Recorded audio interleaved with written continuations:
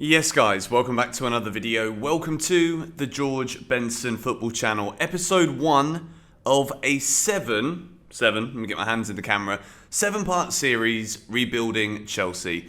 The sad reality is, our season is over. We fortunately, and I mean this when I say it right now, I need a break from watching us play, so the fact that we've not got a match this weekend, I'm absolutely delighted with it. And this series, we're going to break it down from the very top. I'm going to talk about the owners, the managers, position by position, and I'm going to be brutal about it. I'm going to be honest as a fan who is disappointed that on April the 19th or the 18th, whatever it was, that we lost to Real Madrid.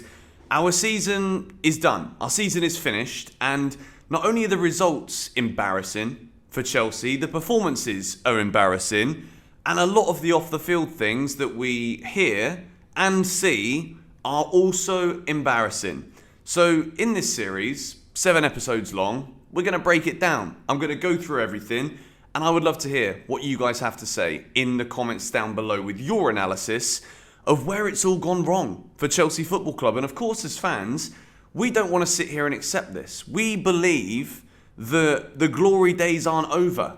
Now that Roman Abramovich's era is done, we believe that we deserve to still win things. And Todd Boehly, we are led to believe, also wants to see Chelsea continue to win, wants to see Chelsea competitive. The way that the handover went from Roman to the new owners, Roman Abramovich made sure that whoever it was who took over at Chelsea Football Club wasn't allowed to take money out of the football club for 10 years. So Todd Boehly isn't like the Glazers in the sense of maybe in the long run he could be. On the surface, in terms of the legislation in place as to how Chelsea need to be run right now, Todd Boehly can't just say, oh God, well I've spent 500 million and we've got worse.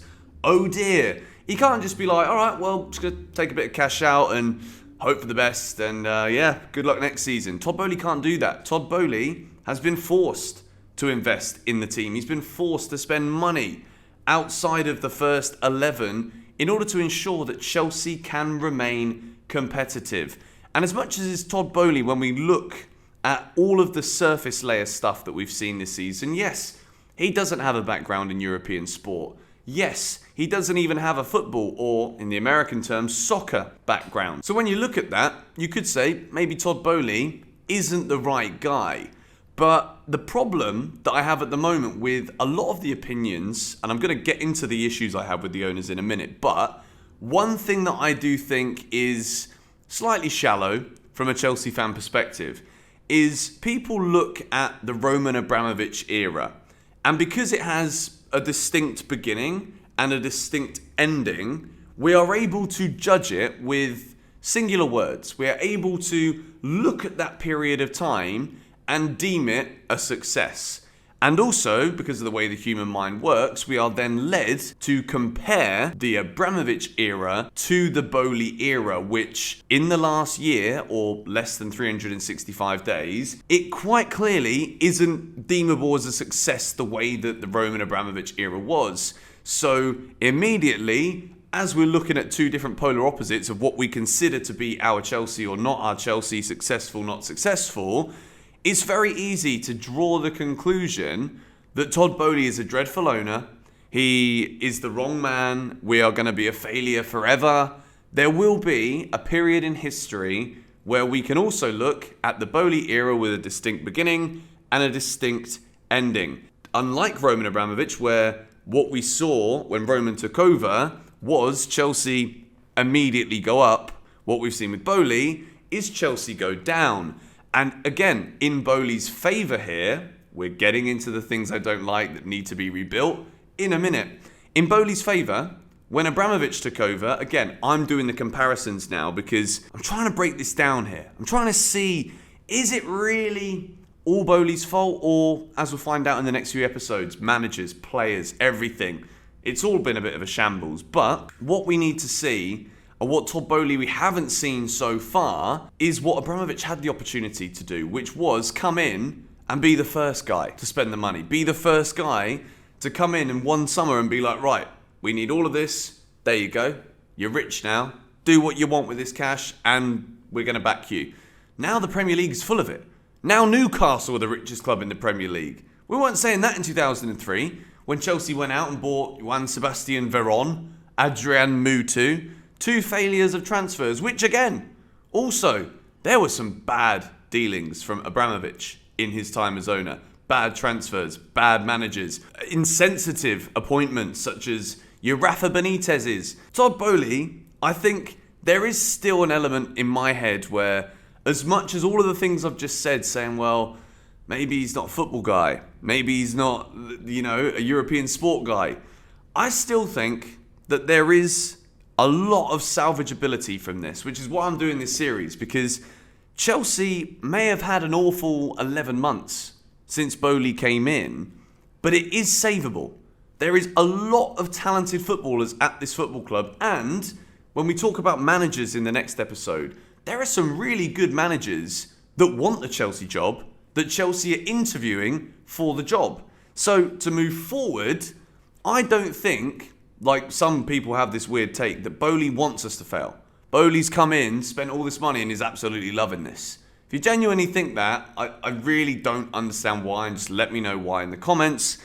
But the first thing that Boley needs to do, and what I've done here, is there isn't really an order to these 5 points that I'm going to make, but dealing with the squad confidence now is something that the onus is entirely on Boley to do. Because if Todd Boehly keeps walking in to the changing rooms, right, this is something that we see in the MLS. I have been to multiple different MLS stadiums, multiple different MLS matches, and I was given a special media pass, and even I was allowed in the locker room after the game, the changing room. So for Todd Boehly, when he comes to London, when he comes to the Premier League, this is something that he considers normal, but from what we've heard in the last 24, 48 hours, he did it when Thomas Tuchel was the manager, and he wanted to show some people around in the changing rooms, but Tuchel didn't want him to.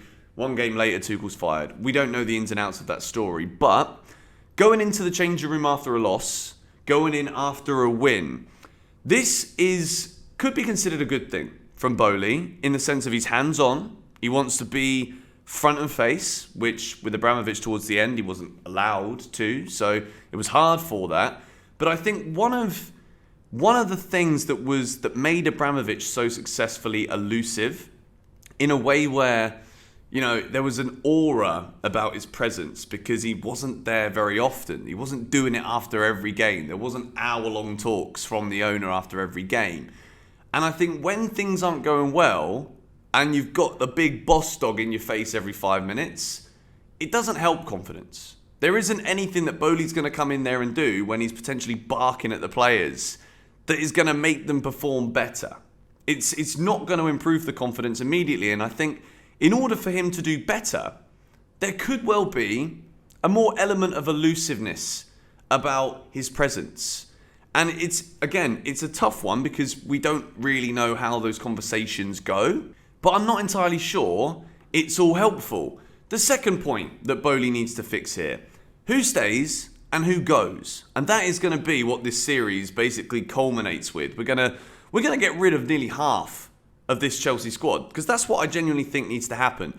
Okay, we've spent 500 million. A lot of the signings have been poor. Some of them have been good. Some of them are for the future. And as a result of that, we've got 30 plus players looking for 11 positions every week. It doesn't work.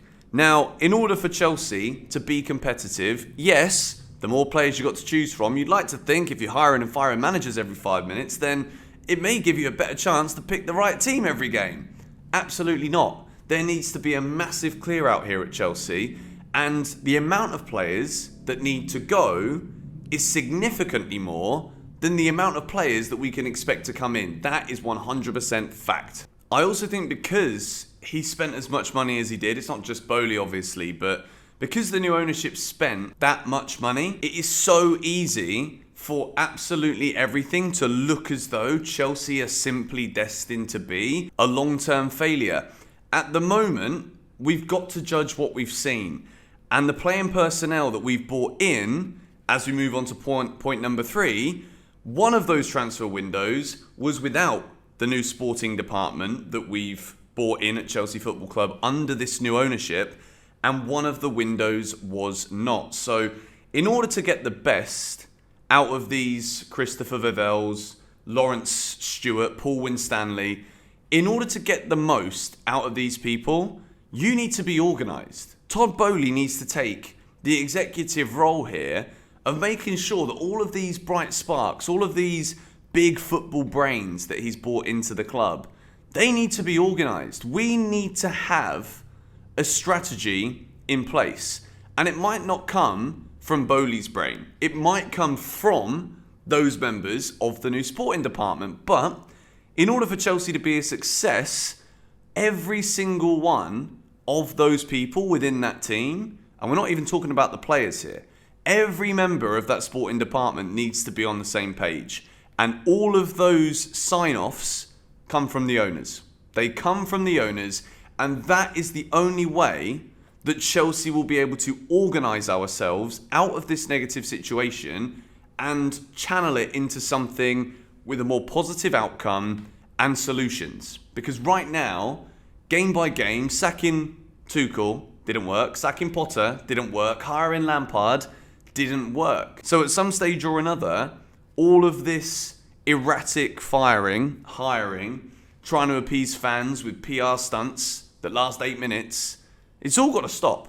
It's absolutely all got to stop. Stop going into the dressing room as well. As I was saying, I don't think it necessarily helps with confidence. I don't think it makes players nervous or scared. I don't. And I think the reason for that is the money that these players are on. I don't think the love of playing football anymore is that important. I really don't. With some of these players in the Chelsea dressing room, don't matter how bad we play, because the next game they don't put any effort in anyway. So are they bothered? Is it now embarrassing for Todd that he walks into the dressing room so many times because we're so bad? Is it even working? Like, it's like on Football Manager, and I'm comparing it to this here because it's such an easy one, because that's the ones that we can play. We're not football managers here at football clubs. You can't do a team meeting every week on Football Manager because it doesn't let you. Because there's no point. Because a message has got to have strategy behind it. There's got to be longevity behind it. Sometimes, before a cup final or before a big game, yeah, team meeting time. Let's galvanise everyone together. Let's make sure that we're on the same pattern and page of how big this is. Doing it every other week, going in the dressing room every other game, trying to bring your entourage into the dressing room at half-time in a Premier League game of football, mate. Get out.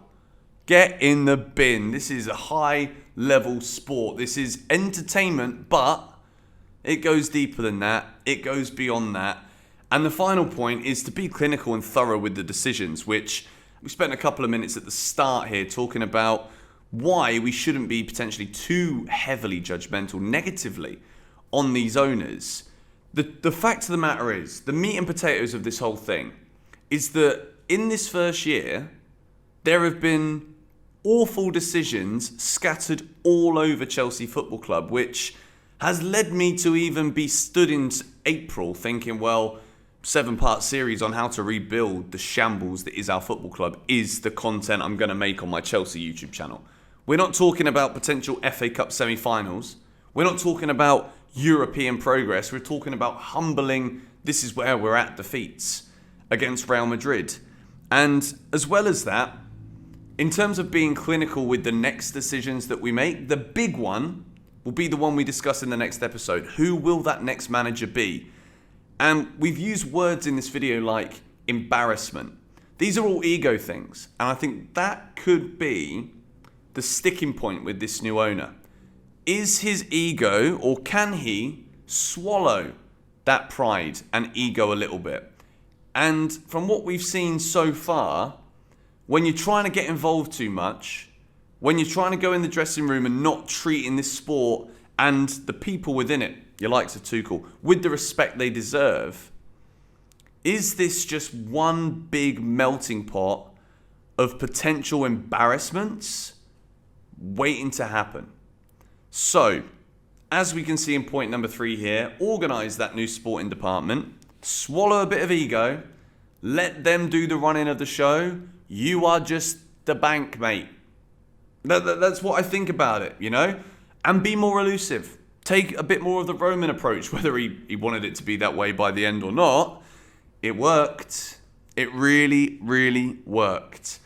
And once more, we don't get to hear about all the conversations that are held in the changing room. We don't get to hear about the conversations that happen when managers are fired. But at the same time, what we have heard a lot of is not what we've seen. And that for me is a massive problem. And it was results were the final nail in the coffin for my support.